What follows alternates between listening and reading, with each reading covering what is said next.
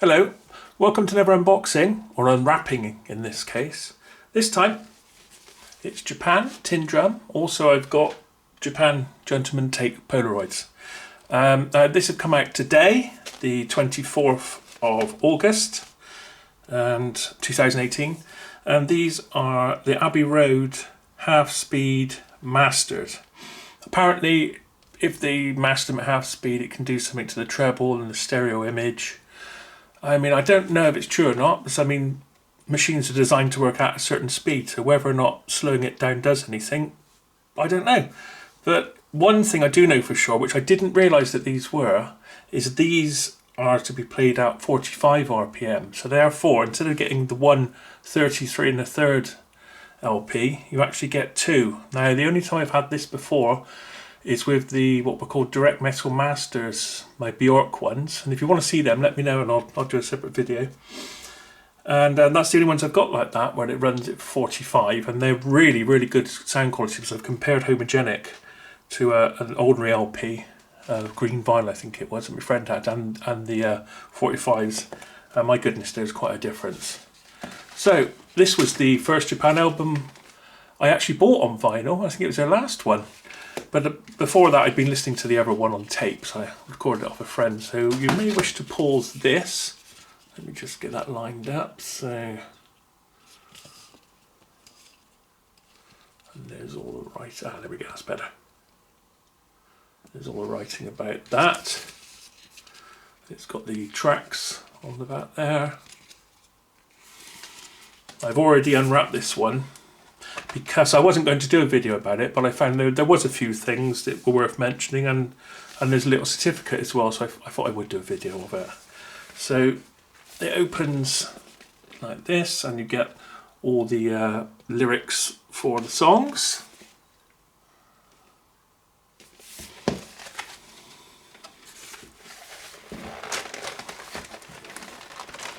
Oh, that doesn't want to come out. Well, that was a bit stiff in there. And it's black vinyl.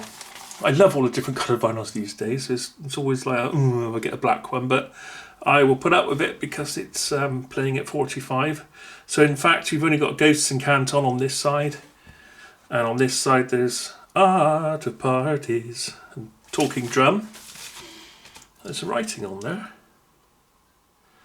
Can't quite make it out. I think it's numbers by the look of things. Where can you see that or not on there? Oh, there we go. Don't know if it will actually focus on that. There's some more there. It's just numbers, I think.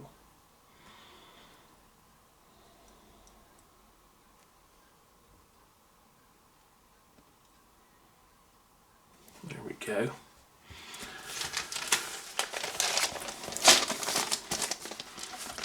In fact, this was, as I say, the first one I had on vinyl, and I was a late adopter of Japan. I was starting to get into them as they were coming towards the end of their new career. New career. And again, it's the same with this one. So what we got here? Still life in mobile homes, visions of China, Sons of Pioneers. Obviously, that was a hi-fi company they enjoyed listening from. Cantonese Boy. I did notice there was something else in this sleeve here. Get to it. More fingers and thumbs.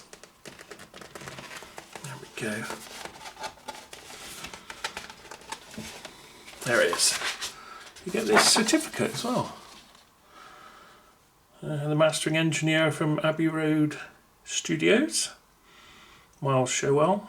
Abbey Road's world-renowned engineers have been cutting grooves into discs since the studios first opened their doors in 1931. This record was pressed from a master cut using a precision technique known as half-speed mastering. The procedure requires the source master and the cutting lathe to run at half-speed on a specially adapted Newman VMS-80 lathe. This rare and specialised technique transforms difficult to cut high-end frequencies into relatively easy to cut mid-range frequencies. Oh, I get it. Okay, very solid and stable stereo images. In short, half-speed mastering produces a master of the highest quality that enables the pressing plant to produce a superlative record. And it's got a shiny thing on it. So there we go, there's a little extra. So I've had this on my Amazon waiting list for quite some time, and they both arrived today, they're both released today. So I haven't heard the Abbey Road Masters. I mean, my favourite LPs are normally, oh goodness, I say the Direct Metal Masters are good, and probably Mobile Fidelity, but some of theirs haven't been pressed for so long, I mean they're properly analogue, like Magical Mystery Tour for example, fetches an absolute fortune, and then apparently there might be a hum, 50 Hz or 60 Hz hum on that one. The Mobile Fidelities I've got are things like Dead Can Dance, got some B-52s as well, they sound pretty good. Anyway, there we are, that's the Tin Drum. If you want to see any of my other albums, do leave a comment. Oh, we did do the back, did we? So it's the same picture. And looks relatively the same as the original did. So that's that one.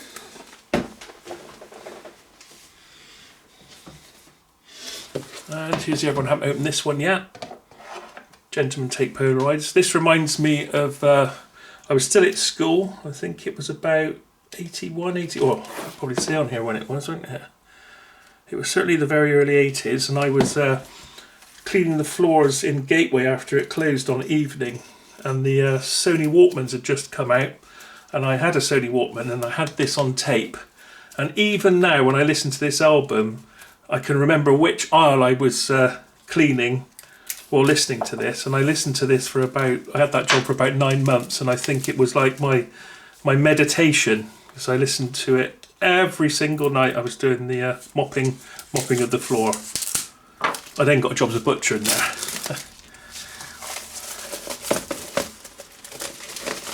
Right then, I should think this would be very much the same. Now I've got one certificate, I'm expecting another one.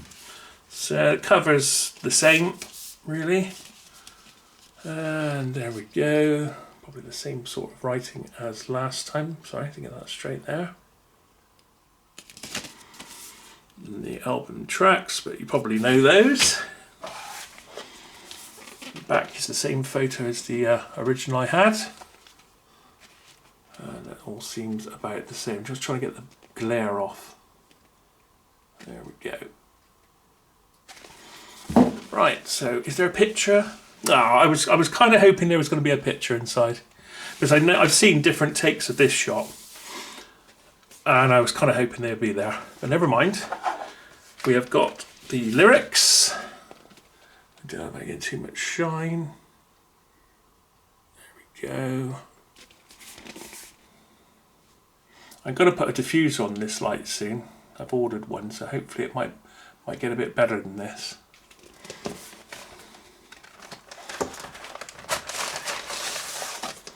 And once again, probably a couple tracks on each side. Yeah, Gentlemen Take Polaroids, Swing, Relax and Swing, Burning Bridges, and My New Career.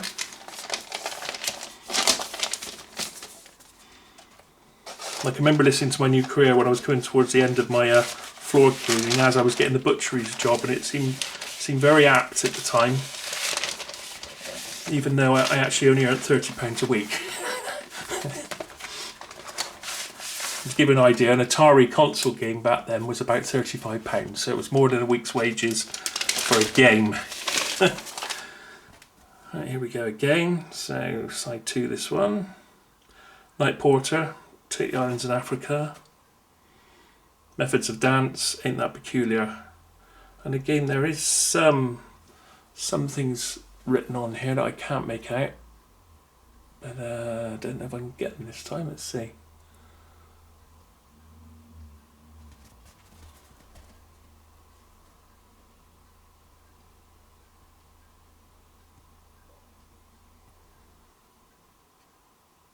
Okay, I think it's mainly writing, but I expect that writing on there is only on this version. I expect it's something to do with the pressing.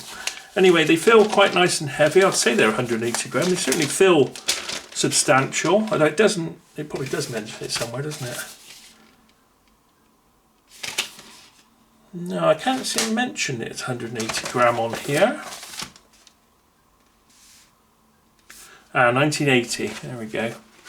So it was 2 years before I left school. Goodness me, did I listen to this album for 2 years?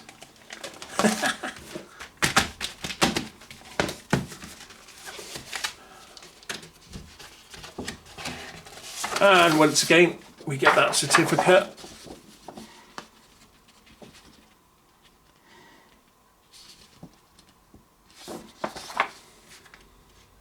Which is the same as the other one, saying it's a half-speed recording.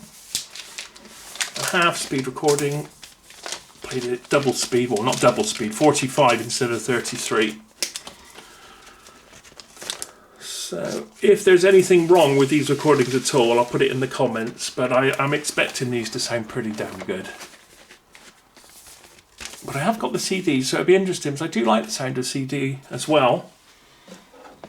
Oh, let me explain. I've got a Project RPM 5.2 that I've modified myself. I've put a Deltec heavy acrylic platter on it, and I've got a Russ Andrews power supply for it, and it goes through to a Project, what's it called? It's the Phono RS, I think it is. Really, really good phono. I've got the Tango cartridge moving coil, which is by Orphaton, on the head that came with that, and it's been pretty good. And then that goes into my 8082, I think it's that 8802, something like that. It's a cinema preamp made by Marantz. It's a top of the range one. And it then goes to Musical Fidelity 550 watt superchargers, which are monoblocks. And I've got Spendor S9E speakers for this. Yeah, there we are. It's just a quick look at these two fantastic albums, which if you've ever wanted to get into Japan, these are the two to get, I think. These are the more electronic ones. Unless you like sort of more rock stuff, then I'd go for the early albums. Like Adolescent Sex is quite a good early track by them, I think. Or if you want to go in between, go for a Quiet Life album. Anyway, there's plenty to explore with Japan, and obviously David Sylvian's got a brilliant solo career after that, and I like Barberi's solo work, and the Jansen and Barberi solo work, and the Raintree Crow stuff, so that there's quite a lot after this that they've all done. Mick Karn had some great, he's unfortunately no longer with us, he had a great solo album, really, really good. I still play, I can't think what it's called now, but it's mainly instrumental, and also he did with Pete Murphy as well. Dally's Car. So yeah, they've done loads. So this is like a good sort of end period of Japan. If you've never actually gone for it, maybe especially if you like synthesizers like I do, and Oberheims and that sort of sound, then probably I would say this one. I think out of the two, if I had to pick a favourite, although there are some I don't know. They're both really good. Depends what mood I'm in. Anyway, there we are. That's just a quick look at the two new out today from Abbey Road Studios, half-speed mastered, run at 45 RPM LPs from the Great Japan from the 1980s, early 80s, and just after. I think that's the last album. Well worth a listen. So thanks for watching. See you again next time.